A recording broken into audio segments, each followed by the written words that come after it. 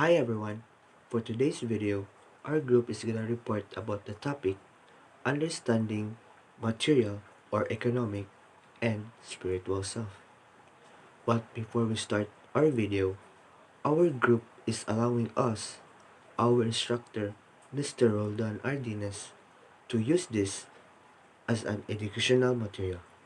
So without further ado, let's get started.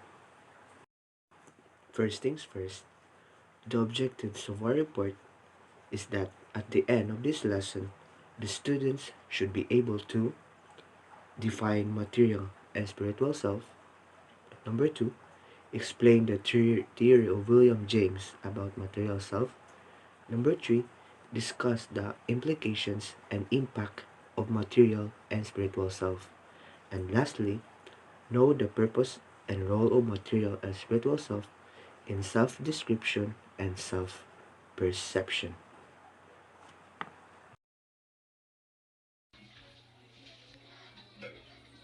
Material self.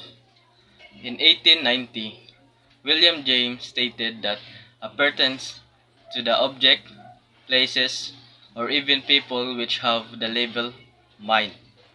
Such position is viewed as extensions of individuals. For instance, clothes reflect certain aspects of your personality and you designated them as your wardrobe. Possessions are the state of having, owning, or controlling something, and it is also viewed as extensions of individuals' identities, for it reflects something about ourselves. The total of all that he calls his, not only his body and his physical powers, but the clothes, his house, his wife and children, his ancestors and friends, his reputations and work, his land and bank account. Our material self reflects not only the objects or personal things that we have or acquired, but also includes the place and even the people as such our family and friends, which we have labeled them as our possessions or personal possessions. All these things give him the same emotions if they wax or prosper, if he feel triumphant, if they dwindle and die away. He feel cast down, not necessarily in the same degree for each thing, but in much the same way for all. Um, then William James distinguished three between three aspects of selfhood, which are the material self, the social self, and the spiritual self. The material self is the pertains of the objects, place, or even people which have the labeled mind, and the social self refers to how we perceive ourselves in the relation to others. It involves relationship building, empathizing, and communicating. And lastly, the spiritual self is you in your most beautiful and powerful form. It is the authentic self, the unconditioned self, and the unconditioned part, and you without patterns. So William James distinguished between three aspects of selfhood, which are the social, the spiritual self, and lastly, the material self. So now I'm going to discuss and focus about the material or economic self. So first things first, this section focuses on how individuals manage their material wealth and distinctive lifestyles in order to sustain themselves. So first things first, in this modern world, people prioritize first their need, their their wants, or rather than to their needs. For example, people buy more in their wants, such as their favorite, their favorite, their favorite gaming sets of computer, cell phones, um, like motor, sports cars, uh, PS4, like that, and other not important things to use, and and that can help to sustain themselves. And people nowadays forgot that the most important thing and the most prioritized thing, that the most thing to in order to sustain themselves, such as their needs. For example, number one is the food. Food is very important to ourselves or to our body itself, because without food we can't live without food. And second, home. Home is very important because it can give us shelter to protect us from outside and to give us comfortable life to live. And third is is the is the like our clothes. Clothes is very important. It's very essential, and to make us presentable to other people, and make us give us confidence to ourselves. And the material self is is like it adjusts how a person get items and reasons that influence economic decisions. And about oneself is a context of what the society views as necessities and wants. And the material self is very important, and we must choose wisely in choosing a material. Basic components of the material self: body, the clothes that people wear, house, car, and other things that he or she considered as his or possessions. People, maybe one's immediate and extended family members as well as close friends with whom one feels psychologically connected. What is the fourth component of material self? The material self, according to James, primarily is about our bodies, clothes, immediate family, and home. The material self consisting of one's body, family relations, and possessions. The social self, essentially oneself as viewed by others, and the spiritual self, consisting of one's emotion and drives. Material self refers to tangible objects, people, or places that carry the designation my or my. What is the importance of knowing material self? To know a material self means that we know about our body, for example, its size, shape, and appearance. To know our intrapersonal self means that we know our emotions, needs, values, opinions, and other internal processes. And to know our interpersonal self, that means that we know how others see us. Importance of considering your own material self. The objects of material things help make build a person, also shows what kind of person he or she is. Things such as clothes, dress, caps, and shades does not only protect us from extreme external temperature but also help us in improving our self-esteem, confidence, and our self-image. Good day, everyone. The first is I introduce myself. My name is Rodin Mandawe. I discuss the role of material objects in self-description. The first, I discovered that the term material self refers to things, locations, or even persons that bear the title me. These things are seen as extensions of people's identities. It is clear in today's society that materials possessions are valued above intangibles like family, friends, and even mental serenity. Others make snap judgments about you based just on the brand of your clothing, and we are preoccupied that determining if the shoes we are wearing are real or false. One's identity is expressed as the self through his worldly things. Our homes, cars, and even our pets may help define who we are. Just as our clothes do, it reveals one's social standing. And the most costly and the more opulent your possessions, the more admiring others are.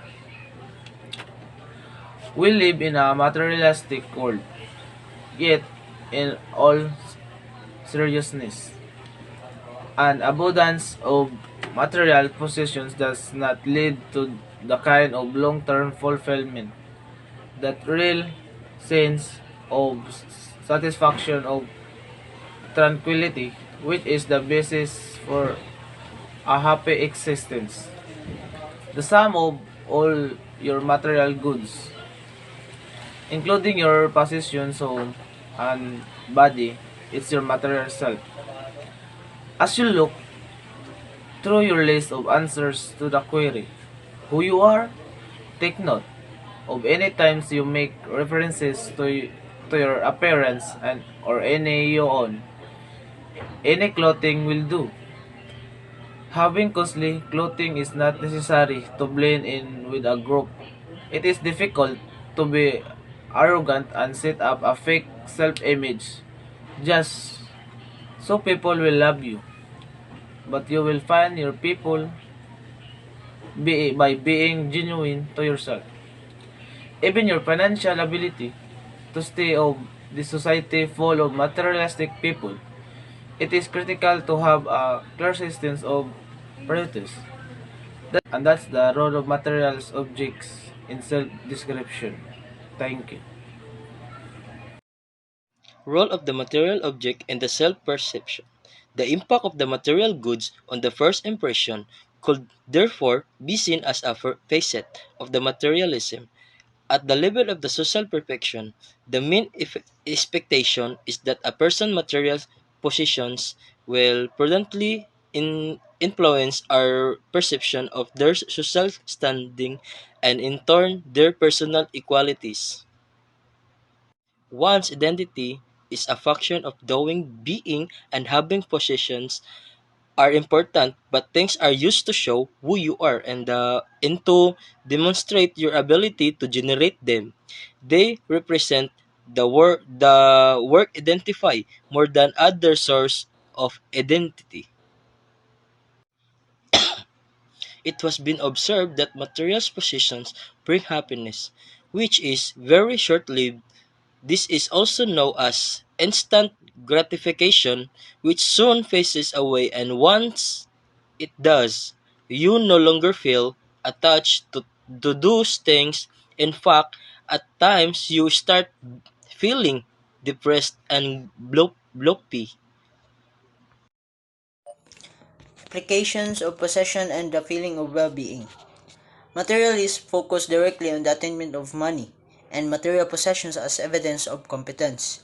In fact, research suggests that materialistic people are less happy than their peers, that they experience fewer positive emotions, are less satisfied with life, and suffer higher levels of anxiety, depression, and substance abuse.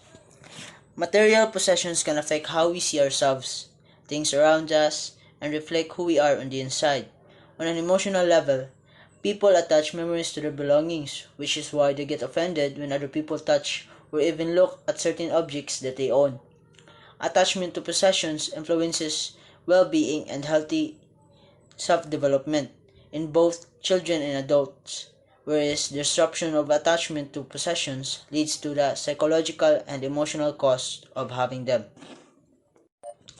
The pursuit and purchase of physical possessions will never fully satisfy our happiness.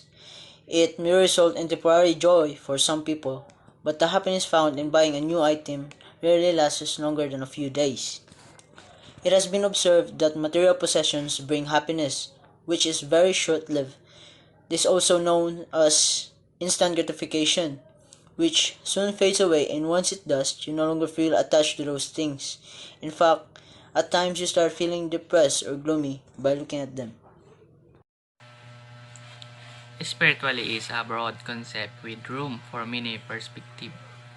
In general, it includes a sense of connection to something bigger than ourselves, and it typically involves search for meaning in life. People may describe a spiritual experience as a secret or transcendent, or simply a deep sense of aliveness. Spiritually involves exploring certain universal themes: love, compassion, altruism, life after death, wisdom, and truth. Spiritual or sa Tagalog ay mga espiritu. May kanya-kanya tayong paniniwala about sa mga espiritu. Ang iba ay naniniwala kapag ang isang tao ay namatay, ang kanyang espiritu ay mapupunta sa langit. Ang iba naman ay kapag namatay ang isang tao ay ang kanyang espiritu ay mapupunta sa mga bagong silang na mga bata, kung tinatawag nila ay reincarnate. So ang dami ng mga paniniwala. Religion and spirituality are often intertwined and can have significant impact on each other. Religion refers to an organized system of beliefs, practices, and rituals, typically involving a deity and deities, while spirituality refers to the personal quest for meaning, purpose, and connection to something greater than oneself. One of the ways in which religion can impact spirituality is by providing a framework for spiritual exploration and growth. Religious traditions often offers practices such as prayer, meditation, and rituals that can help individuals deepen their spiritual connection and understanding. Religion can also provide a sense of community and belonging, which can be an important aspect of spiritual growth. Being part of religious community can offer opportunities for social support, mentorship, and learning from others who share similar beliefs and values. At the same time, religion can also limit spirituality if it's overly rigid and dogmatic. Some religious traditions may discourage questioning or independent thinking, which can stifle spiritual exploration and growth. Additionally, if individuals feel pressured to conform to a particular religious doctrine or belief system, they may lose sight of their own personal spiritual journey. Ultimately, the impact of religion on spirituality is complex and multifaceted, and it can vary greatly depending on the individual, the specific religious tradition, and the cultural context in which it is practiced. Okay, so let's start for no other ado.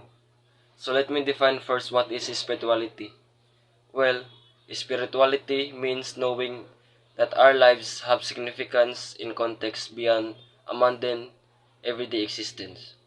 Spirituality involves the recognition of feelings or sense or belief that there is something greater than myself, something more to being human than sense or experience, and that the greater whole of which we are part is comics or divine in nature. Your spiritual self is the most beautiful, powerful form in the authentic self, an unconditioned part of you without pattern. This is personal for each of us, so no need to get caught up on the language. Here are the examples of spirituality. First is meditation, yoga, going to the place of worship, be in nature, dedicate time for self, reflection, and etc. Through this, especially in our surrounding, which can result in positive emotion such as peace, awe, contentment, gratitude, and acceptance. The purpose of spiritual self or spirituality, it is able to reflect on the meaning of events They also have clearly defined ideas of right and wrong and are able to act accordingly. Some people follow specific religious practices, while others may pursue a general sense of harmony and self-awareness. Also, the sense of self integrated with the awareness of personal growth, evolution, and connection with others, and the world understood to be part of the individual spirituality.